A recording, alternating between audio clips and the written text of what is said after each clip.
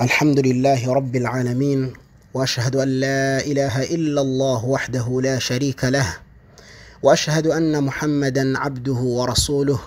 اللهم صل وسلم على عبدك ورسولك نبينا محمد وعلى آله وأصحابه أجمعين. اللهم علمنا ما ينفعنا وانفعنا بما علمتنا وزدنا علما وأصلح لنا شأننا كله ولا تكلنا إلى أنفسنا طرفة عين. turashimira Allah subhanahu wa ta'ala we umurezi w'ibibaho byose, ndetse turahamya ko nta wundi usengwa mukuru uretse Allah subhanahu wa ta'ala. Asengwa wenyine, niyo mana y'ukuri itakwiye kubangikanwa, itanabangikanwa n'icyo ari cyo cyose. Hanyuma tunahamya ko Muhammadin sallallahu alayhi wa sallam ari intumwa ya Allah ndetse akaba n'umugaragu wayo. Ya Allah, turagusaba ko wahundagaza amahoro n'imigisha yawe ku ntumwa yawe ndetse n'umugaragu wawe intumwa Muhammadin sallallahu alayhi wa sallam, we n'abiwe n'abasangirangendo be bose n'abandi bose bazatera ikirenge mu cyabo kuzageza ku munsi wa nyuma.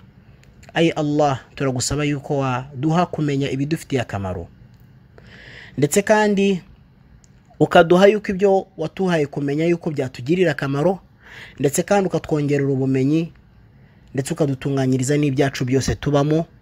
Ndetse ya Allah, turagusaba tukutakambere yuko utazadutererana niyo byaba bingana nko guhumbya no guhumbura kwijisho. Mana, tugusaba ko inkunga yawe wayiduhozaho buri gihe, utazadutererana igihe icyo ari cyo cyose. Ni igitabo dutangiye, ari cyo gitabo Kifayatul Muta'abbid wa Tuhfatul Mutazahhid. Kifayatul Muta'abbid wa Tuhfatul Mutazahhid cya Al-Hafiz Abdul Azim ibn Abdul Qawi al-Mundhiri. Uyu mugabo al-mutawaffa sana yapfuye mu mwaka wa 656 hijiriya. Iyo tuvuze hijiriya ni ukuva intumwa y'Imana yimukiye Madina, ntago ari imyaka isanzwe tubara ya 2020 cyangwa se 2019. Ahubwo iyo tuvuze yapfuye muri 656 bisobanuye ngo ni nyuma y'uko Mtume sallallahu alayhi wa sallam yaramaze kwimukira i Madina. Iyo myaka rero niyo yariciyeho intumwa y'Imana imaze kwimukira i Madina.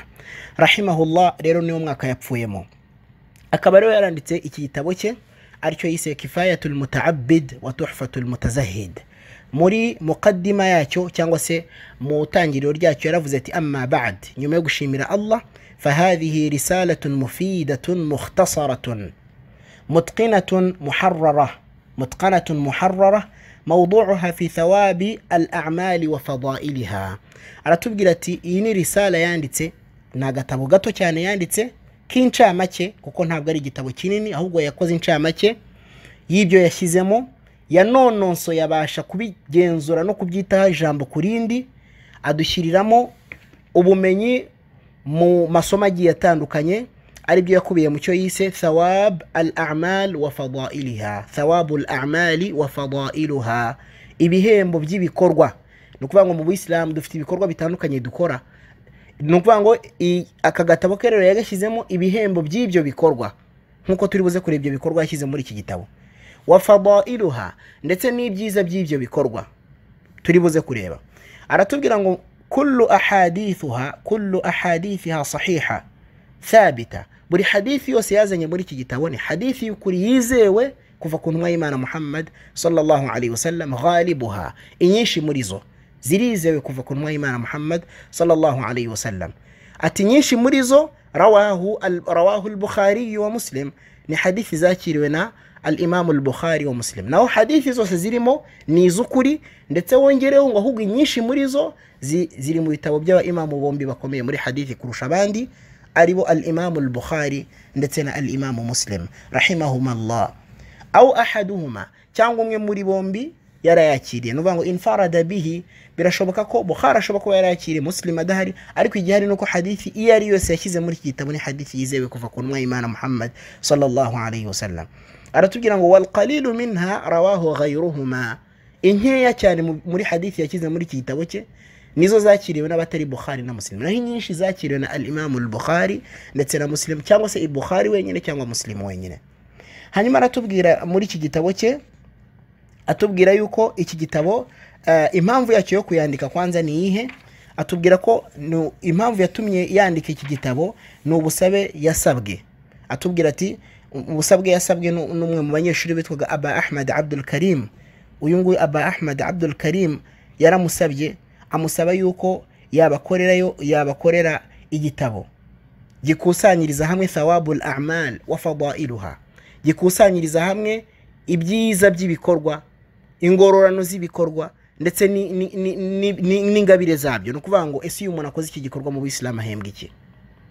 Ese ni nakayiga kamaro ko gukora iki gikorwa? Uyu wamusabye rero iki ngiki yahise ahitamo kubakorera kano gatabo agashyiramo amasomo agiye atandukana nkuko yavuze.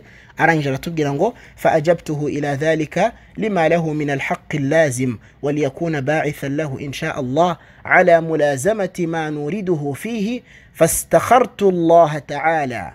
Icyambere yahereho nuko yakoze istikhara, yasabye Allah yuko yamuhitiramo kuri iki gikorwa. Yagishije Imana inama mbere y'iki gikorwa, mbere yo kwandika iki gitabo. Ahanga dukoramo n'isomo ko igikorwa cyose ugiye gukora nk'Umuyisilamu ni byiza yuko ubanza kugisha Allah inama, ukamusaba ko yaguhitiramo ikiza kurushaho.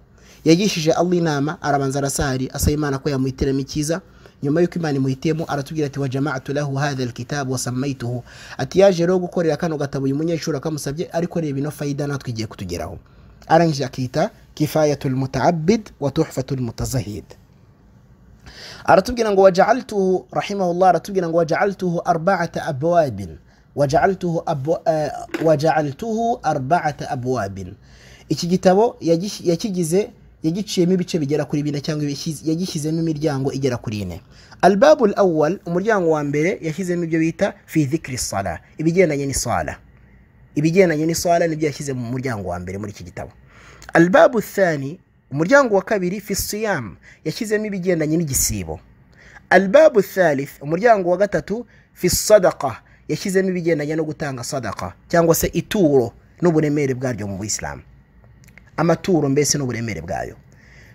Walbabu rabi', n'umuryango wa kane ashyiramo fi du'a wa dhikr, yashyizemo ibigendanye n'ubusabe, gusaba Imana ndetse wa dhikr no kuzirikana Imana mu kuyisingiza no kuyibuka mu buzima bwacu bwa buri munsi. Asoza avuga ati wallahi ta'ala almas'ul fi an yanfa'ana bihi wa sa'ira almuslimina wa yaj'aluhu khalisan liwajhi muqarriban min rahmatihi bifadlihi wa mannihi. Yasoje avuga ko Allah subhanahu wa ta'ala ariwe dusaba ko yaduha kamaro muri iki gitabo n'ubumenyi tuzakuramo, ndetse n'abayisilamu bose bazabasha kugisoma, ndetse akagira n'icyo gikorwa Sheikh yakoze ko yakigira igikorwa yakoreye Allah wenyine, nta wundi ashaka kunezeza cyangwa gushimisha. Nanye mvuga nti ya Allah, ndagusaba ko iki gikorwa tugiye kujyamo cyo kwiga iki gitabo wakigira igikorwa tugiye gukorera wowe gusa, tudashaka ibyishimo kuba ari we wese, wakigira n'impamvu yo kurokoka ku muriro wa jahannam, ukakigira impamvu yo kuzabona aljanna. Ay Allah, turagusaba ko izi nyigisho tuziga muri iki gitabo wazazigira impamvu yo gutsinda kwacu ku munsi w'imperuka, ndetse ukatwakirira n'ibikorwa byose. Bayisilamu ronda bahamagarira ko iki gitabo mwazagikurikira kuva aho tuzagitangirira kugeza aho tuzakirangiriza. Mbibutsa yuko insha Allah ni gahunda nshya dutangiye, tuzajya dufata igitabo tukirangize, tubone gufata ikindi tukirangize. Alhamdulillah, iki gitabo nakize imbere ya Sheikh wanjye kuva aho gitangiriye kugeza aho kirangiriye, ari wa Sheikh Abdul Razzaq ibn Abdul Muhsin al-Abbad hafizahum Allah. Bombi Allah barinde, n'abamenyi bakomeye cyane mu bamenyi dufite ku isaka kanya. Uyu Abdul Razzaq n'umwana wa Abdul Muhsin al-Abbad. Abdul Muhsin al-Abbad n'umwe mu bamenyi ba hadithi dufite aka kanya ku isi bakomeye kuruta abandi cyane, akaba anitwa ubundi al-muhaddith al-faqih, niyo mazina ye. N'umwe mu basaza bari mu myaka hejuru ya za 80, ugendera ku kagare utareba, ariko akabasobanurira bareba, azi n'ibiri mu bitabo byacu dusomamo kurusha twebwe ababizi. Yabyaye umwana rero witwa Abdul Razzaq, nawe n'umwe mu bamenyi bakomeye dufite, uri mu myaka 59 aka kanya hafi 60. Alhamdulillah, nagerageje kumwigaho ibitabo bitandukanye, no mu bitabo nagerageje kwicara imbere ari gusobanura harimo iki gitabo kuva aho gitangiriye kugeza aho kirangiriye.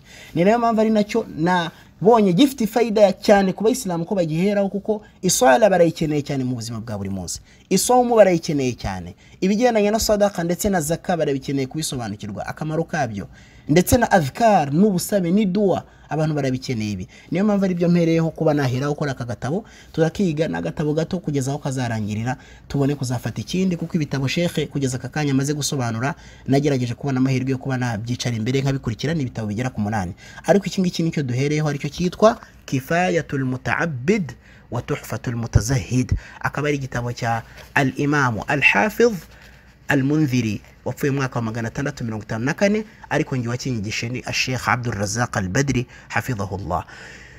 Dusaba Allah ko yaduha ikhlas muri ibingibi ndetse akanatwakirira iki gikorwa tuzajyamo. Dusaba Allah subhanahu wa ta'ala yuko twazabisanga ku minzani yacu y'ibyiza. Abayisilamu uzakurikira za faidika cyane, ndetse aya masomo azagerageza kubikwa kuva ku somo rya mbere kugera ku rya nyuma, ku buryo nsaba Allah ko na nyuma y'urupfu rwanjye niyo nazapfa aya masomo Allah azayamfashe abikwe agerwizwe no ku bindi binyejana bizabaho nyuma yacu, kubera ko ni amasomo y'ingirakamaro cyane. Wa sallallahu wa sallam ala nabiyina Muhammad walhamdulillahi rabbil alamin.